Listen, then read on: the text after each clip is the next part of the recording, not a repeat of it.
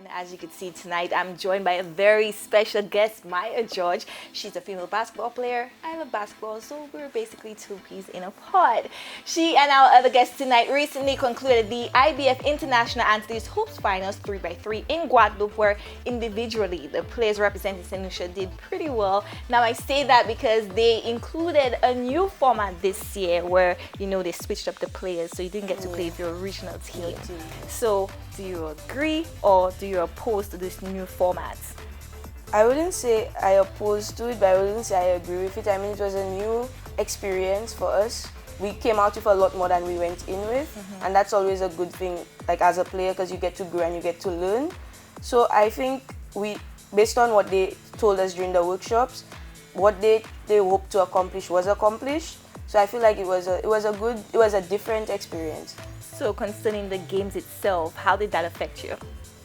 I wouldn't say it affected me. Personally, I learned so much from the weekend just because you were put to play with girls like you've never played before, and so you had to sometimes play at a different position that you're accustomed to playing, so a little bit out of your comfort zone, which forced you to communicate, to make new friends, because now you're not just playing pickup on the street together, you're all actually going for a championship together. So it forced you to step out of your comfort zone and to work extra hard to try to win the championship. Okay, now I understand that your team specifically placed third overall in the competition. You all unfortunately lost the semi-finals. Let's talk about that game specifically.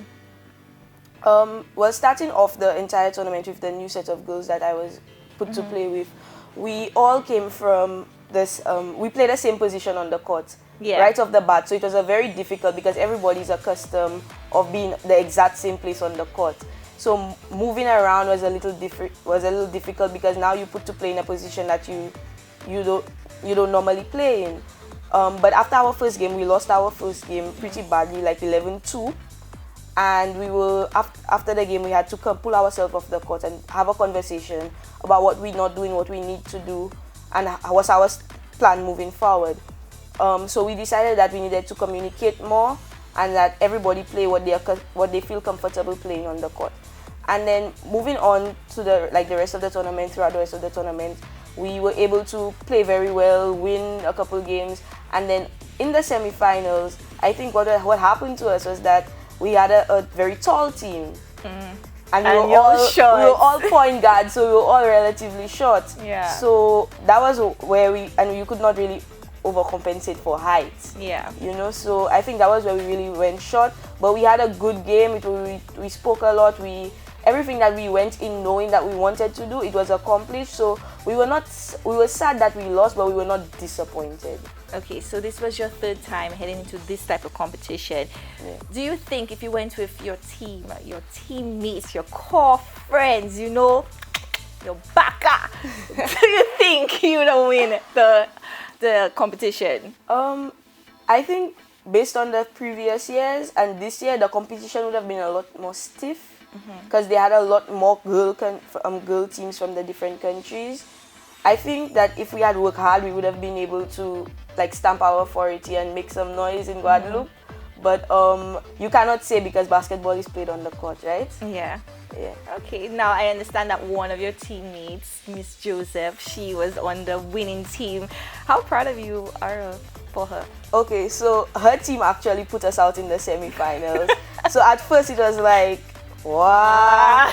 And then moving on to watch the finals, everybody was cheering her on and things, because at the end of the day, she's still out there representing St. Lucia, and she's still our teammate, and we still want to see her doing good, even though all of us could not have been there playing with her, So it was still a very positive vibe, very positive energy throughout the tournament, and we enjoyed it because we were always we were together.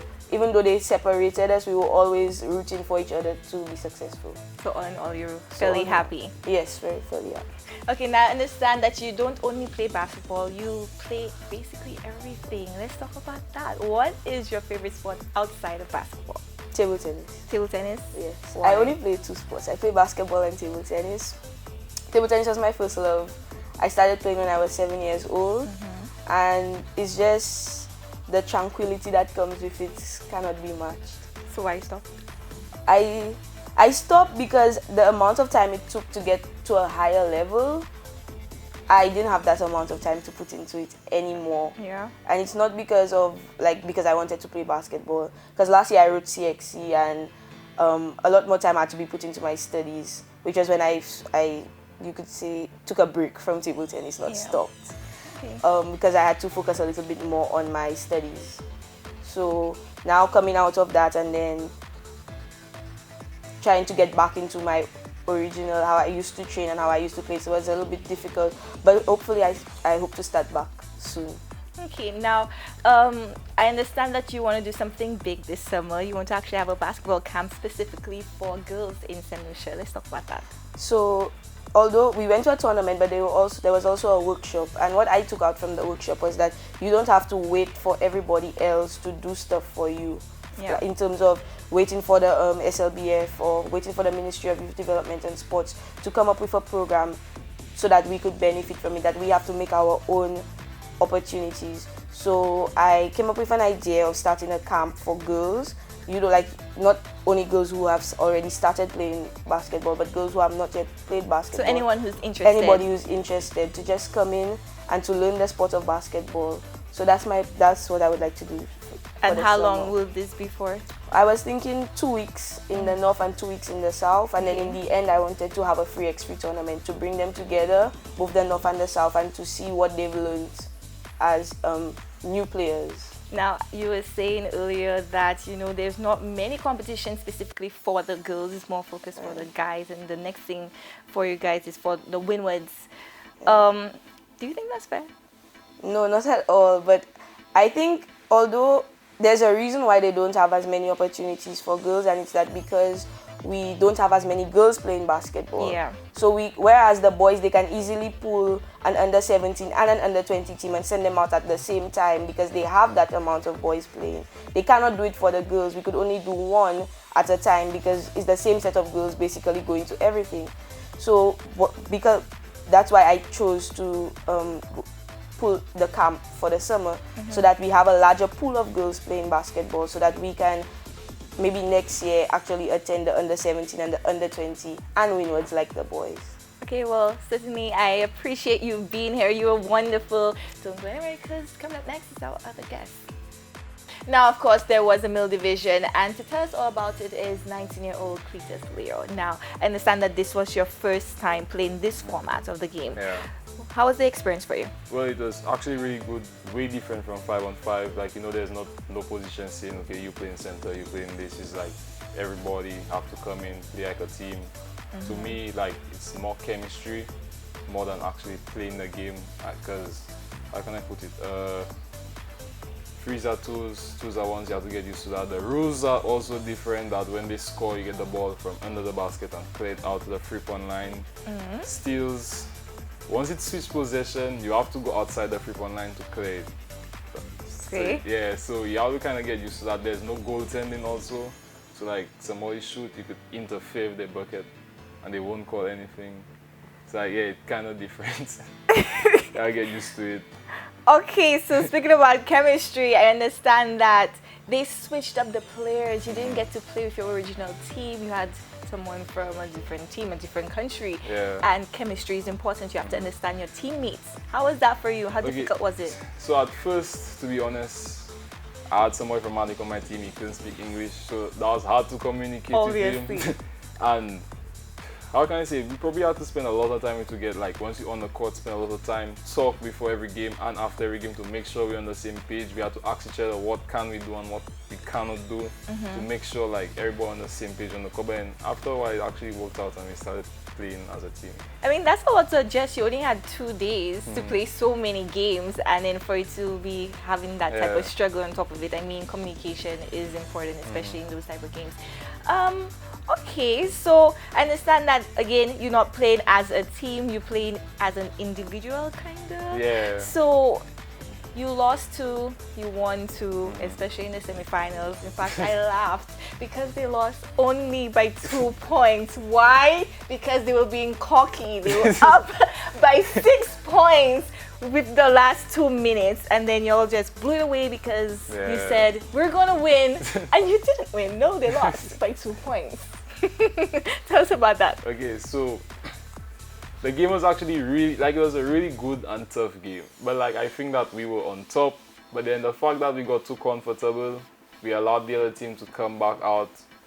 Then when they started making shots, when they took the lead the first time, I feel that's when everything started to break loose. We were getting blocked, shots were missing.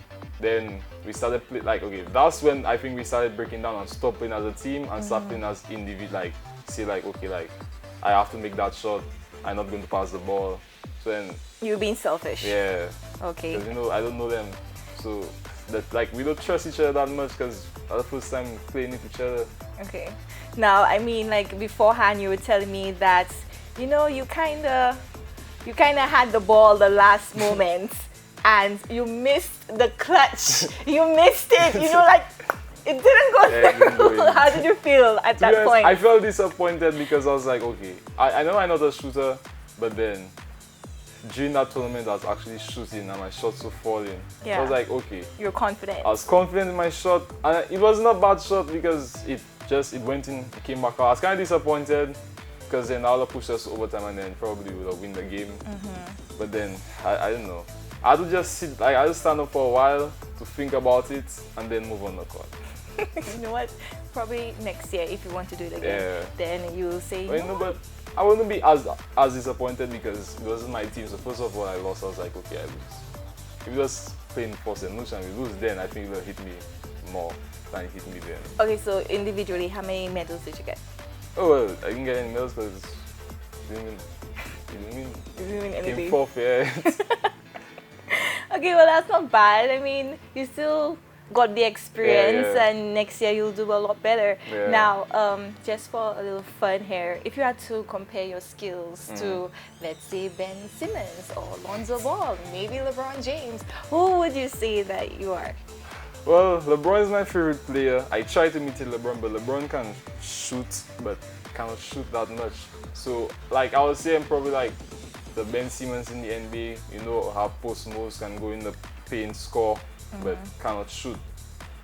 That's one person I see like I could probably imitate in the NBA right now. Okay. Well, before you go, is there anything else you'd like to add?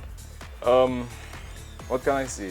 It was a really good experience. We learned a lot of things to teach us like on and off the court because we had workshops for 3 days out of the 2 days of the tournament. So the workshops in the morning was basically about coaching skills, life skills, how can basketball actually improve your life, and how far can you actually go in basketball. Probably not only in basketball because you don't have to be a professional player. You could be a coach, you could be a nutritionist, advisor, anything that falls within the basketball area.